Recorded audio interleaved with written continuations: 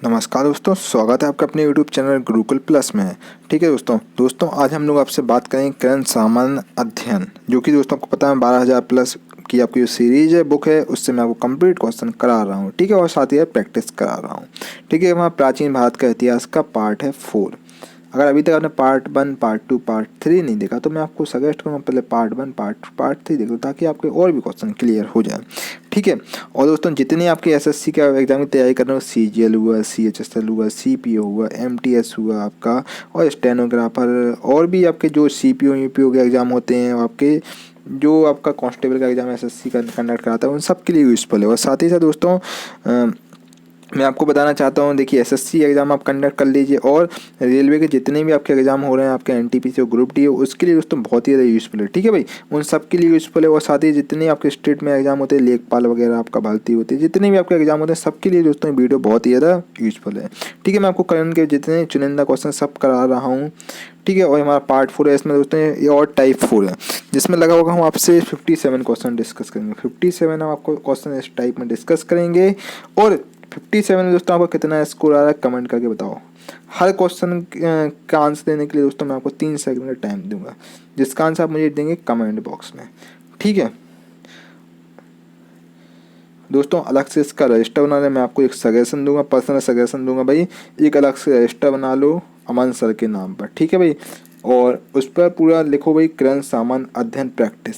ठीक है, और इसमें अपने लिखो भाई पहले का इतना आंसर, दूसरे का इतना आंसर, तभी दोस्तों आपकी प्रैक्टिस अच्छी होगी। आपको कोई भी मॉक टेस्ट देने की ज़रूरत नहीं है। मैं आपको सजेस्ट करूँगा, आपको कोई मॉक टेस्ट देने की ज़रूरत नहीं है। आप प्रीवियस ईयर करके जाइए, आपके लिए मोर देन सफिशेंट है। आपको सबको दोस्तों यहाँ फ्री ऑफ कॉस्ट मिल रहा है। ठीक है भाई, चलिए टाइप 4 का हमारा है। टाइप 4 का पहला क्वेश्चन आपके सामने ये है। देखो भाई, पहला क्वेश्चन है, उत्तर गुप्त युग में जो विश्वविद्यालय प्रसिद्ध हो गया था वो कौन सा था। ठीक है, उत्तर गुप्त युग में जो आपका विश्वविद्यालय फेमस हो गया था, कि वो विश्वविद्यालय कौन सा था। तो दोस्तों आपको पता होगा फेमस विश्वविद्यालय था आपका भाई नालंदा यूनिवर्सिटी थी, जो कि आपकी बिहार में है। ठीक है, अभी भी बिहार में आपकी, और इसका निर्माण गुप्त काल में हुआ था, और ये एक बौद्ध धर्म का केंद्र भी था नालंदा यूनिवर्सिटी। चलिए सेकंड वाला क्वेश्चन आपके सामने है दोस्तों। देखिए, भारतीय नेपोलियन की उपाधि किसे दी गई। भारतीय नेपोलियन की आखिर उपाधि किसको दी गई। ठीक है भाई, फिर से सुनिए, भारतीय नेपोलियन की आखिर उपाधि किसको दी गई। ठीक है, तो दोस्तों इसका सही आंसर हो जाएगा समुद्रगुप्त को भारतीय नेपोलियन की उपाधि दी गई। बहुत ही इंपॉर्टेंट क्वेश्चन था। तीसरा वाला क्वेश्चन, आयुर्वेद के वैद्य चिकित्सा का भगवान, गॉड ऑफ मेडिसिन किसे माना जाता है भाई। गॉड ऑफ मेडिसिन आखिर किसे मानते हैं। ठीक है भाई, तो गॉड ऑफ मेडिसिन आप मानते हैं, बहुत ही इंपॉर्टेंट क्वेश्चन, धनवंतरी जी को आप गॉड ऑफ मेडिसिन मानते हैं। ठीक है, फोर्थ वाला क्वेश्चन आपके सामने ये रहा। देखिए, पहला ज्ञात गुप्त शासक कौन था। पहला ज्ञात गुप्त शासक, आखिर पहला गुप्त शासक कौन हुआ करता था। तो भाई पहला गुप्त शासक आपका चंद्रगुप्त प्रथम था। ठीक है भाई, पहला ज्ञात गुप्त शासक श्रीगुप्त था। ठीक है भाई, दोस्तों फिर से बताना चाहता हूँ, देखिए फिर से पहला ज्ञात गुप्त शासक आपका हुआ करता श्रीगुप्त, फिर उसके बाद आपका चंद्रगुप्त प्रथम आता है। ठीक है भाई, तो दोस्तों इस प्रकार आपका सिक्वेंस चलता है। और गुप्त वंश का अगर महान बात करें, गुप्त वंश की, देखिए अभी ज्ञात की बात कर रहे हैं हम। देखिए पहला ज्ञात गुप्त शासक हुआ करता है श्रीगुप्त। अगर हम बात करें कि देखिए गुप्त वंश का प्रथम महान सम्राट, तो वो था आपका चंद्रगुप्त प्रथम था। ठीक है भाई, याद रखिएगा। सही आंसर श्रीगुप्त हो जाएगा। चलिए फिफ्थ वाले क्वेश्चन में चलते हैं। चलिए जल्दी से अपना आंसर कमेंट बॉक्स में बताइए। रोमन साम्राज्य के साथ भारत का व्यापार रोम पर किसके द्वारा आक्रमण के साथ समाप्त हो गया था। चलिए भाई इसका आंसर कमेंट बॉक्स में जल्दी से जल्दी दीजिए। चलिए इसका सही आंसर हो जाएगा हड़ों द्वारा। छठवां क्वेश्चन दोस्तों आपके सामने ये रहा। देखिए, आर्यभट्ट और बरहाय मिहिर के सुविख्यात नाम किसके युग के साथ संबंधित रखते हैं। ठीक है भाई, तो भाई गुप्त वंश में इस नाम संबंधित रखते हैं। ठीक है भाई, सातवां क्वेश्चन आपके सामने ये रहा। देखिए और दोस्तों आपको बताना चाहता हूँ, देखिए जो आपका, और और जो आपका गुप्त वंश था मतलब जो स्वर्णकाल हुआ करता साहित्य कला और विज्ञान क्षेत्र का ये स्वर्णकाल हुआ करता है। ठीक है, यहाँ पर बहुत प्रगति हुई थी। इलाहाबाद के स्तंभ में किसकी उपलब्धियां उत्कीर्ण हैं? जो इलाहाबाद का आपका स्तंभ है उसमें आखिर किसकी उपलब्धियां उत्कीर्ण हैं? सही आंसर हो जाएगा दोस्तों समुद्रगुप्त। ठीक है भाई, समुद्रगुप्त की मतलब उपलब्धियां, समुद्रगुप्त की आपकी उपलब्धियां उत्कीर्ण हैं। 8वां क्वेश्चन दोस्तों बहुत बहुत इंपॉर्टेंट क्वेश्चन। चीनी यात्री जो आपका चीनी यात्री फाहियान था किस गुप्त शासक के शासन काल के दौरान भारत आया था? ठीक है, जो चीनी यात्री फाहियान था जो कि भारत आया था, आखिर किसके गुप्त शासक के दौरान शासन काल के दौरान भारत आया था? सही आंसर दोस्तों आपका हो जाएगा चंद्रगुप्त द्वितीय। चंद्रगुप्त द्वितीय के शासन काल में चीनी यात्री फाहियान आया था। ठीक है, और फाहियान का जन्म हुआ था आपका चीन के बू यांग नामक स्थान पर हुआ था। ठीक है भाई, चलो 9वां क्वेश्चन आपके सामने है, देखो। गुप्त शासकों के बारे में निम्न में से कौन सा कथन सही नहीं है? गुप्त शासकों के बारे में आखिर निम्नलिखित में से कौन सा कथन सही नहीं है? देखिए, और ऑप्शन नंबर 2 सही होगा दोस्तों आपका। राजपथ वंशागत था और सिंहासन सदा सबसे बड़े पुत्र को मिलता था, ये बात सही नहीं है। ठीक है, मतलब सामंत को मिलता था सिंहासन। ठीक है भाई, तो क्वेश्चन नंबर 10 है आपका इलाहाबाद स्तंभ शिलालेख किसने बनवाया? भाई वही क्वेश्चन पूछा गया है। तो भाई इलाहाबाद शिलालेख स्तंभ आपका बनाया गया हरि सिंह द्वारा बनवाया गया था। ठीक है, हरि सिंह द्वारा इलाहाबाद जो आपका इलाहाबाद का जो स्तंभ बनवाया गया था। ठीक है, 11वां क्वेश्चन दोस्तों आपका है कवि कालिदास किसके राज कवि हुआ करते? कवि कालिदास आखिर किसके राज कवि हुआ करते थे? तो कवि कालिदास प्रसिद्ध चंद्रगुप्त विक्रमादित्य के राजगुरु हुआ करते थे। ठीक है, राज कवि हुआ करते चंद्रगुप्त विक्रमादित्य के। ठीक है भाई, 12वां क्वेश्चन दोस्तों है गुप्त राजवंश किस लिए प्रसिद्ध था? गुप्त राजवंश आखिर किसके लिए प्रसिद्ध था? भाई गुप्त राजवंश आखिर किसके लिए प्रसिद्ध था? सही आंसर कला और स्थापत्य के लिए प्रसिद्ध था आपका गुप्त राजवंश। 13वां क्वेश्चन आपके सामने है गुप्त शासकों की सरकारी दरबारी भाषा थी। गुप्त शासकों की आखिर सरकारी दरबारी भाषा कौन सी थी? ठीक है, तो सही आंसर दोस्तों हो जाएगा संस्कृत इनकी भाषा थी। ठीक है, पहले संस्कृति आपकी प्राचीन भाषा है। 14वां क्वेश्चन गुप्त शासन के दौरान निम्नलिखित में से ऐसा व्यक्ति कौन था जो एक महान खगोल विज्ञानी तथा गणितज्ञ भी था? भाई बहुत ही इंपॉर्टेंट दोस्तों क्वेश्चन, बहुत ज़्यादा इंपॉर्टेंट क्वेश्चन है। ठीक है, मैथमेटिशियन था और खगोल विज्ञानी भी था कि गुप्त शासनकाल के दौरान वो कौन था? ठीक है, आंसर हो जाएगा दोस्तों आर्यभट्ट। 15वां क्वेश्चन आपके सामने ये रहा गुप्त राजा जिसने विक्रमादित्य की पदवी ग्रहण की थी। गुप्त राजा थे जिसने विक्रमादित्य की पदवी धारण कर ली थी और वह था वो कौन थे जिसने राजा विक्रमादित्य के नाम से जो अभी अमर है। ठीक है, गुप्त राजा था जिसने गुप्त शासक का राजा था गुप्त। ठीक है, जिसने राजा विक्रमादित्य की उपाधि धारण कर ली थी, वो राजा कौन था? ठीक है, तो इसका सही आंसर दोस्तों है चंद्रगुप्त द्वितीय। चंद्रगुप्त द्वितीय को विक्रमादित्य की उपाधि दी गई। ठीक है, बहुत ही फेमस राजा है दोस्तों। 16वां क्वेश्चन निम्नलिखित में से गुप्त वंश का वह राजा कौन था जिसने हुड़ों को भारत पर आक्रमण करने में रोका था? ठीक है, सही आंसर दोस्तों हो जाएगा स्कंदगुप्त। स्कंदगुप्त ने हुड़ों को भारत पर आक्रमण करने से रोका था। 17वां क्वेश्चन दोस्तों गुप्त संवत निम्नलिखित में से किसके द्वारा स्थापित किया गया? जो गुप्त संवत आगे किसके द्वारा स्थापित किया गया? सही आंसर चंद्रगुप्त प्रथम द्वारा स्थापित किया गया।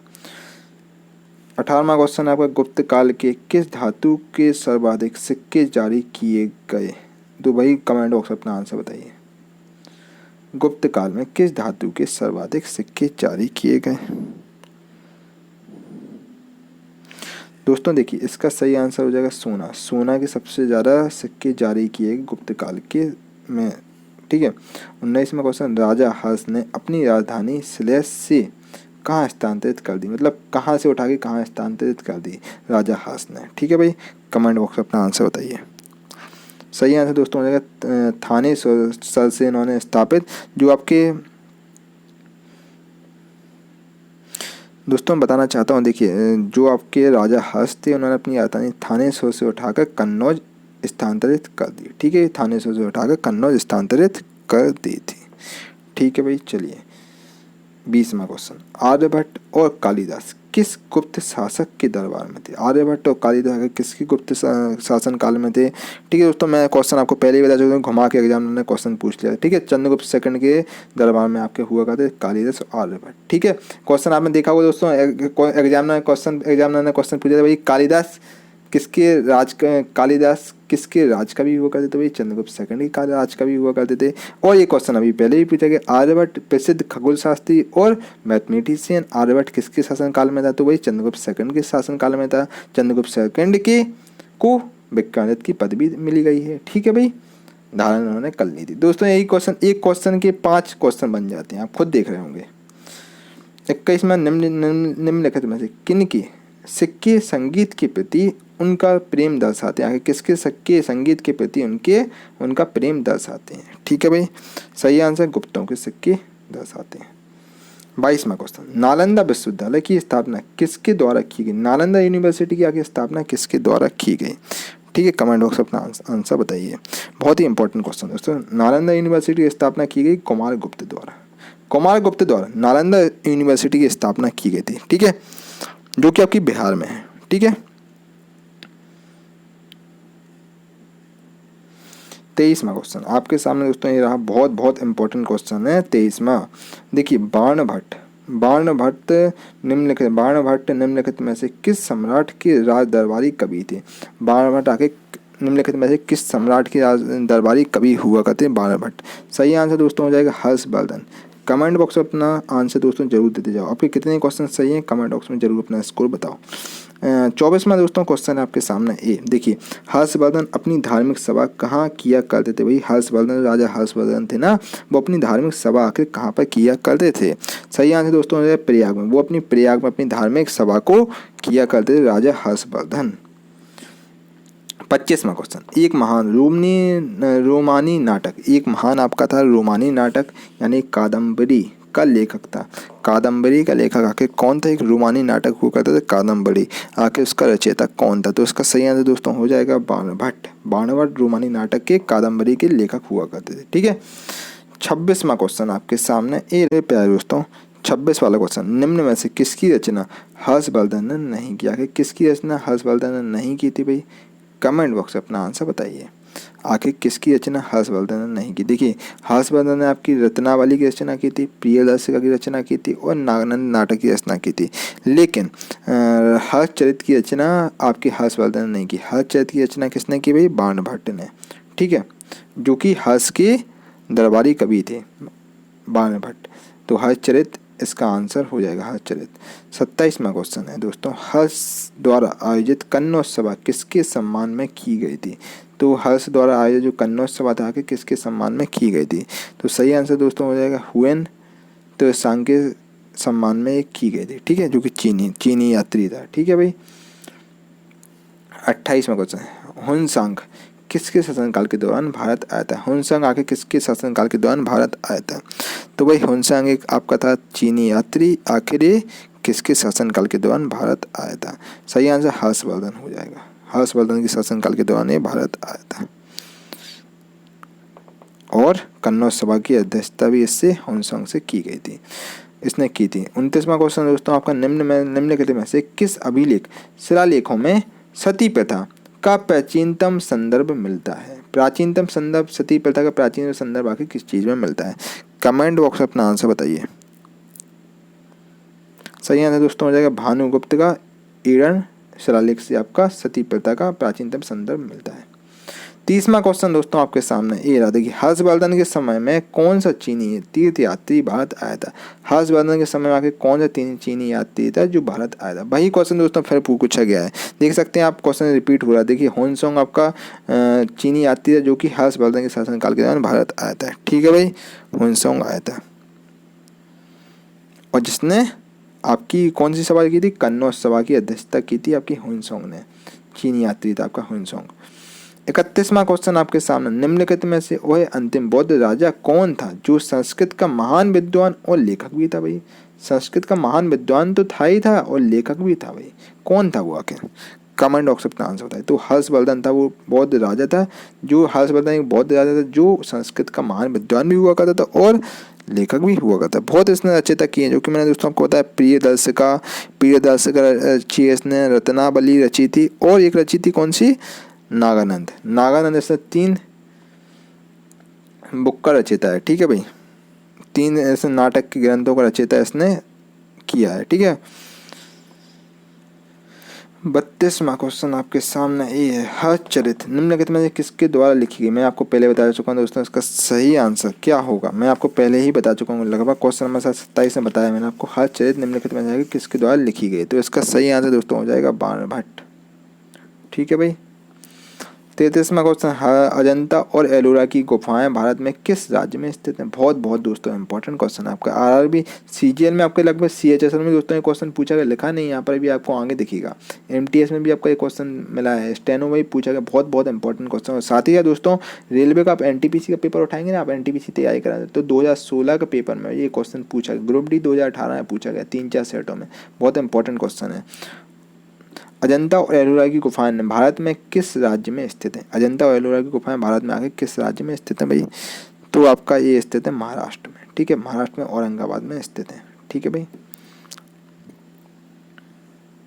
चलिए 34वां क्वेश्चन आपके सामने ये देखिए, विक्रमशिला विश्वविद्यालय की स्थापना किसने की। तो भाई इसकी स्थापना की गई थी, धर्मपाल ने स्थापना की थी विक्रमशिला विश्वविद्यालय। ठीक है, जो कि पाल वंश के शासक धर्मपाल ने इसकी स्थापना की थी।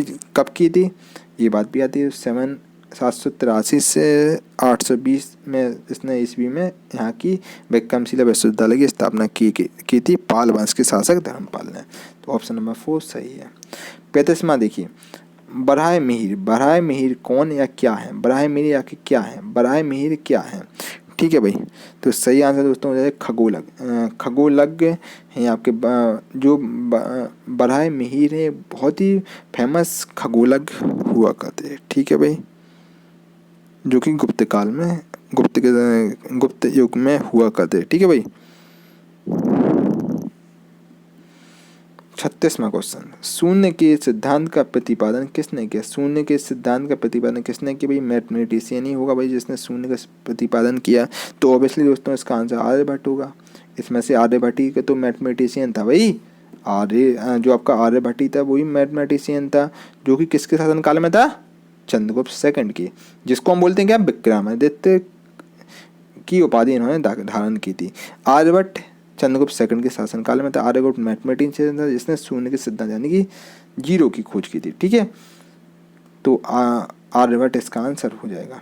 37 वाला क्वेश्चन, चीनी यात्री सुंग यून आ गया, भारत कब आया। सुंग यून भारत कब आया था चीनी यात्री, तो भाई ये आपका 518 ईस्वी में आया था भारत। ठीक है, 518 ईस्वी में भारत आया था और ये काफ़ी ग्रंथों की तलाश में भारत आया था, बौद्ध ग्रंथों की तलाश में भारत आया था। ठीक है भाई, 38वां क्वेश्चन आपके सामने, अलवार संतों का आविर्भाव निम्नलिखित में से किस आधुनिक राज्य से हुआ। ठीक है, तो आपका ये हुआ था तमिलनाडु से, साउथ से। 30 वाला दोस्तों क्वेश्चन आपके सामने ये देखिए, लिच्छवी दोहित किसे कहते हैं। लिच्छवी दोहित ताकि किसको कहते हैं, चलिए कमेंट बॉक्स में अपना आंसर बताइए। देखिए लिच्छवी दोहित का मतलब क्या होता है मैं आपको बताना चाहता हूँ। देखिए लिच्छवी दोहित का दोस्तों मतलब होता है लिच्छवी की बेटी का बेटा। लिच्छवी की बेटी का बेटा इसका होता है मतलब, समझिएगा आप। ठीक है, तो ये आपका लिच्छवी दोहित आपका समुद्रगुप्त को कहा कहते हैं। ठीक है भाई, 40वां क्वेश्चन आपके सामने यह है, ओदंतपुरी शिक्षा केंद्र निम्नलिखित में से किस राज्य में अवस्थित था। तो कौन से राज्य में अवस्थित था, तो वही इसका आंसर हो जाएगा बिहार। 41वां क्वेश्चन दोस्तों आपके सामने ये रहा, देखिए गुप्तकाल शासन के दौरान निम्नलिखित में से कौन सा सिक्का चांदी से जारी किया गया था। ठीक है भाई दोस्तों, अगर आप चाहते हैं आपको इसकी फ्री पीडीएफ मिल जाए तो नीचे मैं डिस्क्रिप्शन में टेलीग्राम चैनल की लिंक दे दूंगा। ठीक है, हमारा टेलीग्राम चैनल है गुरुकुल प्लस के नाम से। ठीक है, गुरुकुल प्लस के नाम से आपका अपना टेलीग्राम चैनल है, वहाँ पर आपको इसकी फ्री पीडीएफ मिल जाएगी। और साथ ही साथ जो 500-1000 रुपये की बुक मार्केट से खरीद करते हैं ना आप, वो आपको उसकी फ्री PDF मिल जाएगी, जिसको आप डाउनलोड कर सकते हैं, प्रिंट आउट निकलवा सकते हैं। और साथ ही आपको बहुत ही इंपॉर्टेंट क्लास के नोट्स मिलेंगे। मुखर्जी नगर जयपुर के जो जितने भी आपके क्लास के नोट्स में होते हैं, जो आपको 5-5, 6-6 हज़ार रुपये में मार्केट से खरीदते हैं और आप भटकते हैं, वो आपको सब कुछ इंपॉर्टेंट नोट्स आपको यहाँ पर मिलेंगे टेलीग्राम चैनल पर। तो दोस्तों देर किस बात की, टेलीग्राम चैनल को जरूर ज्वाइन कीजिएगा, ठीक है भाई। डिस्क्रिप्शन में लिंक दे दूंगा मैं, ठीक है। चलिए 41वां क्वेश्चन, गुप्तकाल शासन के दौरान निम्नलिखित में से कौन सा सिक्का चांदी में जारी किया गया? तो भाई कौन सा सिक्का के चांदी में जारी किया गया, तो सिक्के को क्या बोलते थे? तो रुपया का, ये आपका चांदी में जारी किया गया था ये सिक्का, ठीक है। और इस चांदी के सिक्के को हम कहते हैं रूपक। रूपक, हम इस चांदी के सिक्के को कहते हैं रूपक, इसको कहा जाता है, ठीक है भाई। तो रुपया का आपका चांदी का सिक्का जारी किया गया था। 42वां, हर्षवर्धन का समकालीन दक्षिण भारतीय शासक कौन था? जो आपका हर्षवर्धन के समकालीन आके दक्षिण भारतीय शासक कौन हुआ करता था? ठीक है, सही आंसर दोस्तों हो जाएगा पुलकेशिन सेकंड। पुलकेशिन सेकंड हर्षवर्धन के समकालीन दक्षिण भारतीय शासक हुआ करता है, ठीक है। और हर्षवर्धन और पुलकेशिन सेकंड एक दूसरे से समकालीन थे। 43 वाला क्वेश्चन दोस्तों आपके सामने ही है। निम्नलिखित में से क्या राष्ट्रकूटों का सर्वाधिक चिर स्थायी योगदान है? चलिए इसका आंसर आप मुझे कमेंट बॉक्स में बताइए, जल्दी जल्दी अपना आंसर कमेंट बॉक्स में देते जाओ। निम्नलिखित में से क्या राष्ट्रकूटों का सर्वाधिक चिर स्थायी योगदान है? सही आंसर दोस्तों आपका हो जाए कन्नड़ काव्य के 3 कवि पंपा, पूर्णा और राणा तथा कैलाश मंदिर, ठीक है। ऑप्शन नंबर 2 इसका सही आंसर हो जाएगा। 44वां दोस्तों क्वेश्चन आपके सामने है, देखिए। रवि कीर्ति जो एक जैन थे जिन्होंने एहोल प्रशस्ति की रचना की थी, को किसका संरक्षण प्राप्त था? उनको किसका रवि कीर्ति जो कि एक जैन थे और जिन्होंने एहोल प्रशस्ति की रचना की थी, आखिर उनको किसका संरक्षण प्राप्त था? ठीक है, किसका संरक्षण प्राप्त है? तो उसके पुलकेशिन सेकंड का संरक्षण प्राप्त था, जो कि हर्षवर्धन के समकालीन था। 45वां क्वेश्चन, किसके शासनकाल के दौरान अजंता की गुफाएं निर्मित की? अजंता की जो प्रसिद्ध गुफाएं आगे किसके शासनकाल में दौरान की गई? अजंता की गुफाएं दोस्तों आपकी महाराष्ट्र में औरंगाबाद के पास में है, ठीक है। तो किसके शासनकाल के दौरान अजंता की गुफाएं निर्मित की गई? बहुत इंपॉर्टेंट क्वेश्चन दोस्तों आपके एग्जाम के पॉइंट ऑफ व्यू से है। तो इसका सही आंसर हो जाएगा गुप्त शासनकाल के दौरान अजंता की गुफाएं निर्मित की गई थी। 46 वाला, निम्नलिखित में से कौन सा शिलालेख प्रयाग प्रशस्ति के नाम से भी जाना जाता है? प्रयाग प्रशस्ति के नाम से किसको जाना था? चलिए कमेंट बॉक्स में अपना आंसर बताइए। तो सही आंसर दोस्तों इलाहाबाद स्तंभ शिलालेख को प्रयाग प्रशस्ति के नाम से भी जाना था। देखिए शिलालेख प्रयाग यानी कि इलाहाबाद में होगा आपका। इलाहाबाद स्तंभ शिलालेख को प्रयाग प्रशस्ति के नाम से भी जाना जाता है। ऐसे आप दोस्तों याद रख सकते हैं, ठीक है भाई। 47 वाले क्वेश्चन में चलते हैं बिना देर किए दोस्तों। CAPF में क्वेश्चन पूछा गया ऐसा ही 2014 में। प्राचीन भारत के प्राचीनतम बौद्ध विश्वविद्यालय का नाम बताइए। प्राचीन भारत के जो प्राचीनतम बौद्ध विश्वविद्यालय आकर उसका नाम बताइए। बहुत ही इंपॉर्टेंट क्वेश्चन दोस्तों, हम 10 बार इसको बता चुके हैं। तक्षशिला इसका आंसर हो जाएगा। तो ऑप्शन नंबर 1 तक्षशिला को टिक कर लीजिए। ये बहुत ही प्राचीन बौद्ध विश्वविद्यालय हुआ करता था। 48 द्वितीय पांड्यन साम्राज्य की भूमि माप का उल्लेख किसमें किया गया है? सही आंसर हो जाएगा थलबई पूरम तांबे की प्लेटों में इसको किया गया है। 49 वाला क्वेश्चन आपके सामने ये रहा, देखिए भाई। गुप्त वंश का अंतिम शासक कौन था? गुप्त वंश का अंतिम शासक कौन हुआ करता है? ठीक है भाई, मैं आपको फिर से बता देता हूँ। गुप्त वंश का भाई अंतिम शासक आके कौन हुआ करता है? ठीक है, गुप्त वंश का आके अंतिम शासक कौन हुआ करता था? सही आंसर दोस्तों हो जाएगा विष्णुगुप्त। विष्णुगुप्त गुप्त वंश का अंतिम शासक हुआ करता था। ठीक है भाई, और इसका गुप्त वंश के संस्थापक कौन हुआ करते थे? श्रीगुप्त हुआ करते थे, और स्थापना श्रीगुप्त ने की थी और विष्णुगुप्त लास्ट हुआ करते। ठीक है भाई, श्री फर्स्ट विष्णु लास्ट, ऐसे आप याद कर सकते हैं दोस्तों। ठीक है, 50वां चालुक्य शासक पुलकेशिन की हर्षवर्धन पर विजय का वर्ष कौन था? जो चालुक्य शासक थे पुलकेशिन द्वितीय की हर्षवर्धन पर आके विजय का कौन सा वर्ष था? मतलब पुलकेशिन द्वितीय ने हर्षवर्धन को हरा दिया था, तो आखिर कौन से वर्ष में उन्होंने हराया था, मतलब जीत गए थे। ठीक है, तो इसका आंसर हो जाएगा 618 ईस्वी। ठीक है, 51 क्वेश्चन दोस्तों, महाराज धिराज की उपाधि लेने वाला प्रथम गुप्त शासक कौन था? महाराजा धिराज की उपाधि लेने वाला प्रथम गुप्त शासक कौन था? दोस्तों बहुत इंपॉर्टेंट क्वेश्चन आपके एग्जाम के पॉइंट ऑफ व्यू से। महाराज धिराज की उपाधि सबसे पहले कौन से गुप्त शासक ने ली थी? ठीक है भाई दोस्तों, इसका सही आंसर हो जाएगा चंद्रगुप्त प्रथम। चंद्रगुप्त प्रथम ने महाराज धीराज की उपाधि सबसे पहले धारण की थी। राजाओं के राजा इसका मतलब होता है, ठीक है। महाराज धीराज का मतलब क्या होता है, राजाओं के राजा। इसकी उपाधि चंद्रगुप्त प्रथम ने ली थी। 52 वाला 52 वाला क्वेश्चन, कलिंग नरेश। कलिंग नरेश यानी खारवेल का संबंध निम्नलिखित में से किस राजवंश से था। कलिंग नरेश आपकी खारवेल थी, आखिर उनका संबंध निम्नलिखित में से किस राजवंश से संबंध रखते थे वो। तो सही आंसर हो जाएगा मेघवाहन वंश से संबंध रखते थे, ठीक है।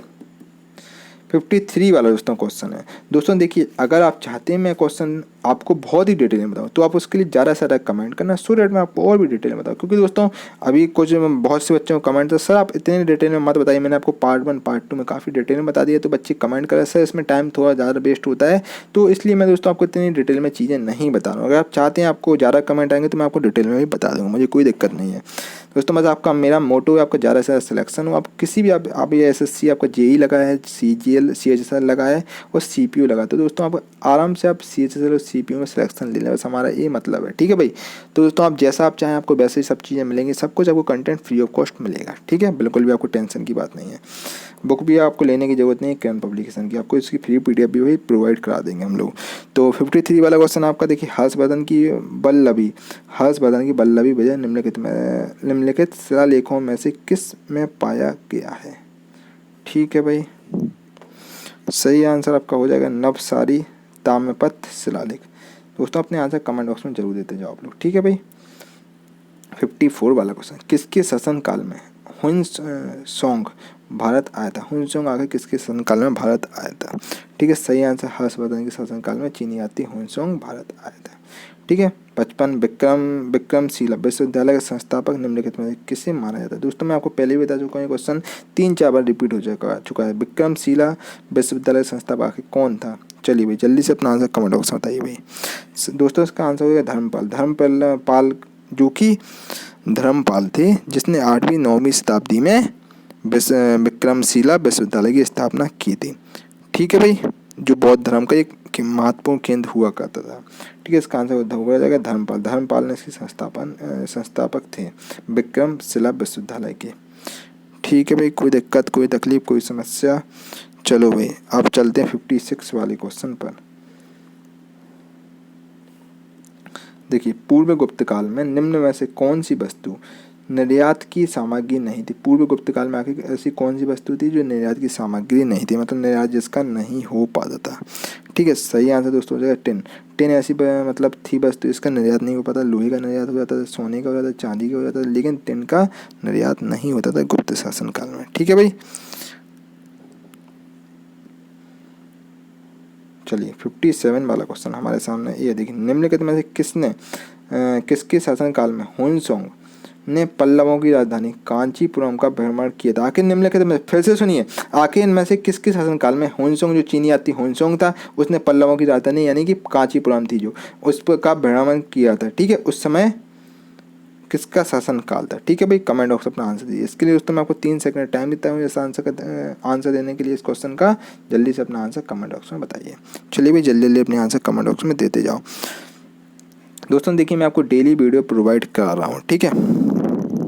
तो अपना एक रजिस्टर बना लो भाई और अपने आंसर सारे कमेंट बॉक्स में देते जाओ। किरण पब्लिकेशन के जितने आपके हैं, मतलब जैसे फॉर एग्जाम्पल मैंने आपको टाइप 1 करा दिया, टाइप 2 टाइप 3 सब करा दिए हैं, ठीक है। तो जितने आपके क्वेश्चन सही हैं आप अपने कमेंट बॉक्स में बताओ और लास्ट में अपना स्कोर चेक कर सकते हैं, ठीक है भाई।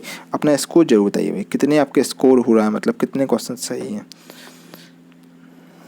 चलिए भाई इसका सही आंसर दोस्तों आपका हो जाएगा नरसिंह वर्मन फर्स्ट, ठीक है। तो उस समय नरसिंह वर्मन फर्स्ट आपके राजा हुआ करते हैं, ठीक है भाई। चलिए भाई दोस्तों अब आज मैंने आपको 57 दोस्तों क्वेश्चन बता दिए, ठीक है भाई। 57 क्वेश्चन बता दिए। 57 दोस्तों अगर आपकी 50 प्लस स्कोर है तो बहुत अच्छी बात है। अगर आपका 45 के आसपास स्कोर है तो दोस्तों आपका अच्छी बात है, ठीक है। अगर आपका 35 और 40 के बीच स्कोर है तो दोस्तों आपको मेहनत करने की ज़रूरत है, ठीक है भाई। दोस्तों ऐसे आप स्कोर चेक कर सकते हैं। अपना स्कोर जरूर बताओ भाई, स्कोर अपना जरूर बताओ। मैं आपको बताऊंगा इम्प्रूव आप कैसे कि अपना स्कोर करेंगे, ठीक है दोस्तों। मैं आपको कंप्लीट तैयारी करा रहा हूँ, कंप्लीट मैं आपको किरण करा रहा हूँ। उसके साथ साथ दोस्तों मैं आपको रीजनिंग भी जल्दी से किरण पब्लिकेशन या राकेश सर पब्लिकेशन की बुक से करा दूंगा, ठीक है। दोस्तों आप हमारे चैनल को सब्सक्राइब जरूर करके रखिएगा भाई और बेल आइकन जरूर प्रेस कर रखिएगा। सो दैट दोस्तों अगर आप चैनल को सब्सक्राइब करेंगे और बेल आइकन नहीं दबाएंगे ना तो आपको नोटिफिकेशन नहीं आएगा, तो आपको कोई सब्सक्राइब करने का मतलब ही नहीं है। अगर आप चाहते हैं दोस्तों आपको नोटिफिकेशन सबसे पहले आए तो चैनल को सब्सक्राइब जरूर कर लीजिएगा, बेल आइकन जरूर दबाइएगा भाई, ठीक है भाई। और वीडियो कैसा लगा भाई लाइक जरूर करें, वीडियो को कमेंट करके जरूर बताएं। अगर अच्छा लगा तो अच्छा कमेंट करो भाई, और बेकार लगा हो तो बेकार कमेंट करें, सो दैट इसमें मैं कुछ इंप्रूवमेंट कर सकूं। और इस वीडियो को कम से कम एक व्हाट्सएप ग्रुप में भाई जरूर शेयर करना है, इससे मोटिवेशन मिलता है आगे आप लोगों के लिए वीडियो बना पाता हूँ। चलिए दोस्तों मिलते हैं अगली वीडियो में, तब तक के लिए thank you for watching this video. आपका दिन शुभ हो। जय हिंद, जय भारत।